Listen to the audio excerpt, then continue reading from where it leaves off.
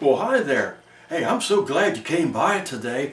I've been sitting here looking at a little book that's called Tips for Tracts. It is loaded with a lot of good information about how to use gospel tracts. Do you use gospel tracts? You don't? Well, why not? God uses them, and this book here has testimonies about how the Lord used these tracts in the lives of other people.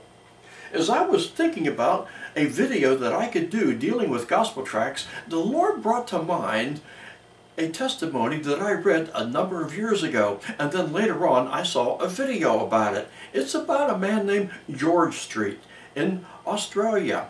It is a true story. It is really interesting how the Lord changed so many lives through the use of that little instrument called the gospel tract. And so the Lord impressed upon my heart to share the testimony of George Street with you here on this particular video. There are other videos on the internet that deal with this. You can find them there. Look up the name Jenner or Genner, either one, or just look up George Street. It's on there. Lots of information, but I thought I would share that with you today. I looked through this little book here, and it has the testimonies of how the Lord used gospel tracts to change lives. We'll share those in another video, but for today, why don't you just sit back for the next few minutes and enjoy the testimony of George Street. Thank you very much. This message is non-copyright. Duplication is encouraged. A number of years ago, in a Baptist church in Crystal Palace in southern London, the Sunday morning service was closing, and a stranger stood up at the back, raised his hand, he said, "Excuse me, Pastor, can I share a little testimony?" The pastor looked at his watch, he said, "You've got 3 minutes." And this man proceeded, he said, "I've just moved into this area.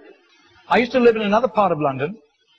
I came from Sydney in Australia, and just a few months back I was visiting some relatives, and I was walking down George Street. You know where George Street is in Sydney? It runs from the business hub out to the rocks, the colonial area." And he said, "A strange little white-haired man stepped out of a shop doorway, put a pamphlet in my hand, and he said, 'Excuse me, sir, are you saved? If you die tonight, are you going to heaven?'" He said, I was astounded by those words. Nobody had ever told me that. I thanked him courteously, and all the way on British Airlines back to Heathrow, this puzzled me. I called a friend who lived in this new area where I'm living now, and thank God he was a Christian. He led me to Christ, and I'm a Christian, and I want a fellowship here. And Baptists love testimonies like it. Everyone applauded and welcomed him into the fellowship. That Baptist pastor flew to Adelaide in Australia the next week. And 10 days later, in the middle of a 3-day series in a Baptist church in Adelaide, a woman came to him for counseling, and he wanted to establish where she stood with Christ. And she said, "I used to live in Sydney. And just a couple of months back, I was visiting friends in Sydney, doing some last-minute shopping down George Street, and a strange little white-haired man, elderly man, stepped out of a shop doorway, offered me a pamphlet, and said, 'Excuse me, ma'am, are you saved? If you die tonight, are you going to heaven?'" She said, I was disturbed by those words. When I got back to Adelaide, I knew this Baptist church was on the next block from me, and I sought out the pastor, and he led me to Christ. So, sir, I'm telling you that I am a Christian. Now, this London pastor was now very puzzled. Twice, within a fortnight, he'd heard the same testimony. He then flew to preach in the Mount Pleasant Baptist Church in Perth. And when his teaching series was over, the senior elder of that church took him out for a meal. And he said, "Mate, how'd you get saved?" He said, "I grew up in this church from the age of 15 through Boys Brigade. Never made a commitment to Jesus, just hopped on the bandwagon like everybody else. And because of my business ability, grew up to a place of influence. I was on a business outing in Sydney just 3 years ago, and an obnoxious, spiteful little man stepped out of a shop doorway, offered me a religious pamphlet, cheap junk, and accosted me with a question. 'Excuse me, sir, are you saved? If you die tonight, are you going to heaven?' He said, I tried to tell him I was a Baptist elder. He wouldn't listen to me. He said, I was seething with anger all the way home on Qantas to Perth. He said, I told my pastor thinking he would sympathize with me, and my pastor agreed. He had been disturbed for years, knowing that I didn't have a relationship with Jesus, and he was right. And my pastor led me to Jesus just 3 years ago." Now, this London preacher flew back to the UK and was speaking at the Keswick Convention in the Lake District. And he threw in these 3 testimonies. At the close of his teaching session, 4 elderly pastors came up and said, "We got saved between 25 and 35 years ago, respectively, through that little man on George Street giving us a tract and asking us that question." He then flew the following week to a similar Keswick Convention in the Caribbean, to missionaries. And he shared the testimonies. At the close of his teaching session, 3 missionaries came up and said, we got saved between 15 and 25 years ago, respectively, through that little man's testimony, and asking us that same question on George Street in Sydney. Coming back to London, he stopped outside Atlanta, Georgia, to speak at a naval chaplains convention. And when his 3 days of revving these naval chaplains up, over 1,000 of them, in soul winning, the chaplain general took him out for a meal. And he said, how did you become a Christian? He said, well, it was miraculous. I was a rating on a United States battleship, and I lived a reprobate life.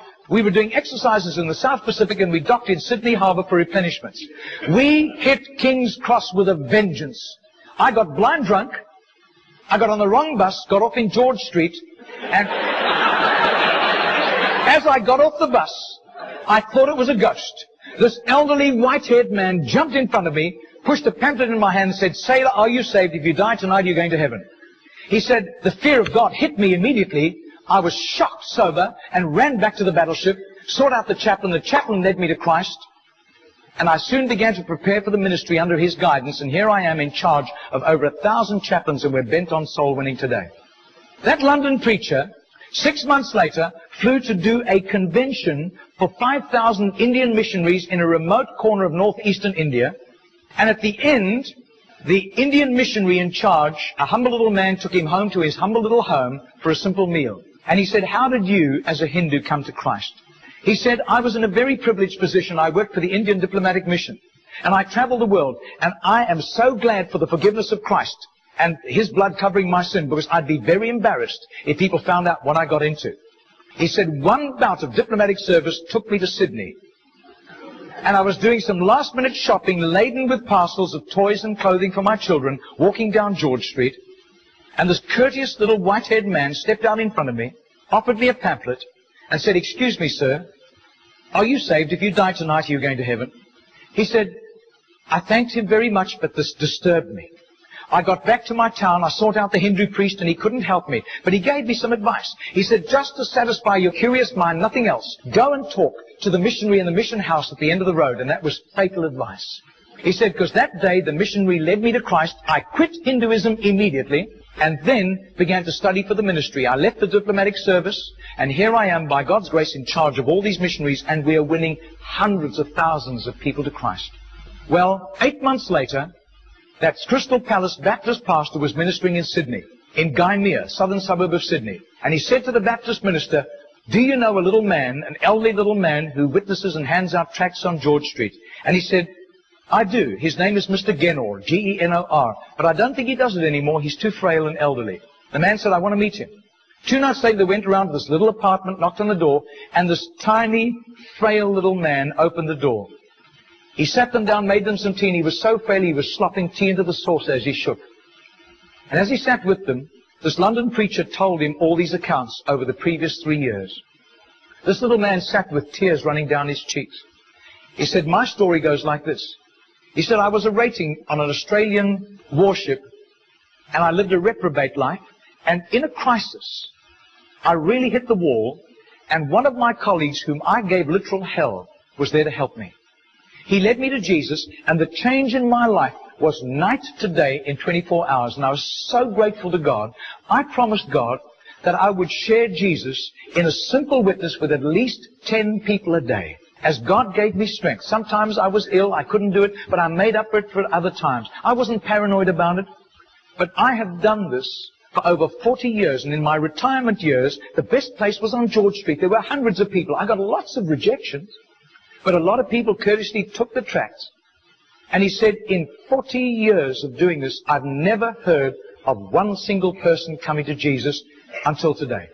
Do you know, I would say that has to be commitment. That has to be just sheer gratitude and love for Jesus to do that, not hearing of any results. Margarita did a little count. That's 146,100 people that simple little non-charismatic Baptist man influenced somehow to Jesus. And I believe what God was showing that Baptist minister was the tip of the tip of the tip of the tip of this iceberg. Goodness knows how many more had been arrested for Christ and were doing huge jobs out in the mission field. Mr. Genor died 2 weeks later. And can you imagine the reward he went home to in heaven? I doubt if his face would ever have appeared on Charisma magazine. I doubt if there would ever have been a write-up with a photograph in Billy Graham's Decision magazine, as beautiful as those magazines are. Nobody except a little group of Baptists in southern Sydney knew about Mr. Genor. But I'll tell you, his name was famous in heaven. Heaven knew Mr. Genor. And you can imagine the welcome and the red carpet and the fanfare he went home to when he arrived in glory.